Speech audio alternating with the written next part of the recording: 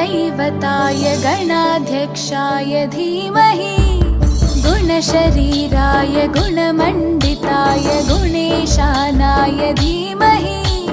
गुणातीताय गुणाधीशाय गुणप्रविष्टाय धीमहि एकदन्ताय वक्रतुण्डाय गौरीतनयाय धीमहि गजेशानाय भालचन्द्राय श्रीगणेशाय धीमहि एकदन्ताय वक्रतुण्डाय गौरीतनयाय धीमहि गजेशानाय भालचन्द्राय श्रीगणेशाय धीमहि।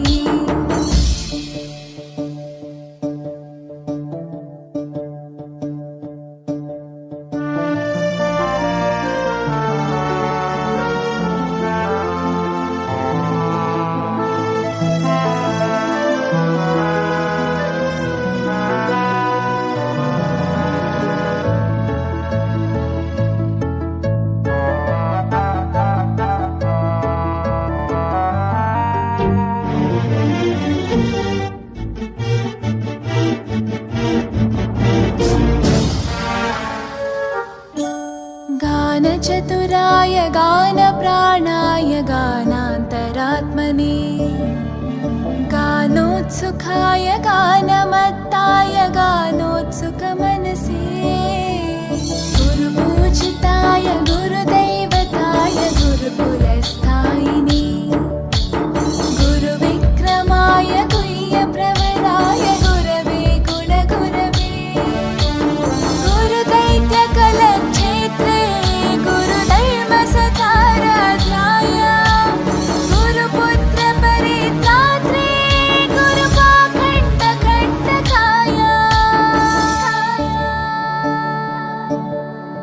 गीतसाराय गीततत्त्वाय गीतगोत्राय धीमहि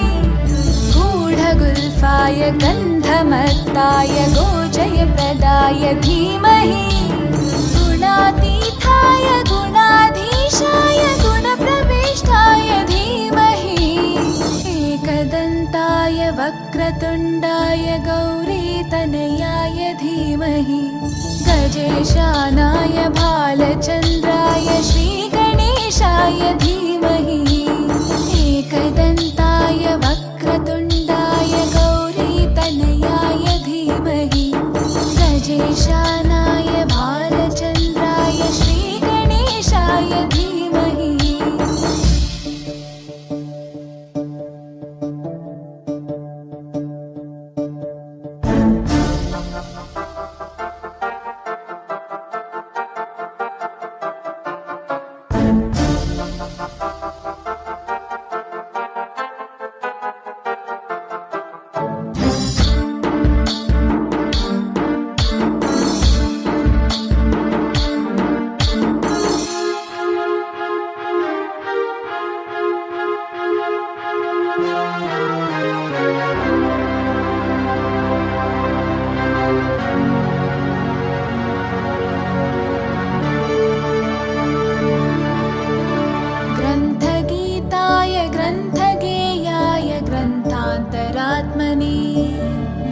गीतलीनाय गीताश्रयाय गीतवाद्यपटवे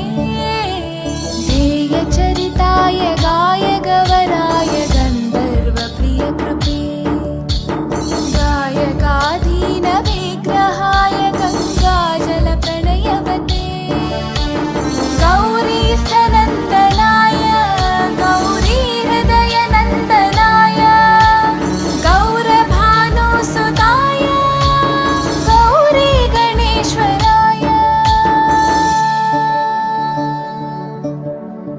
गौरीप्रणयाय गौरीप्रवणाय गौरभावाय धीमहि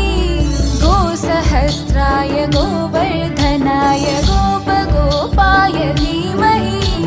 गुणातीताय गुणाधीशाय गुणप्रवे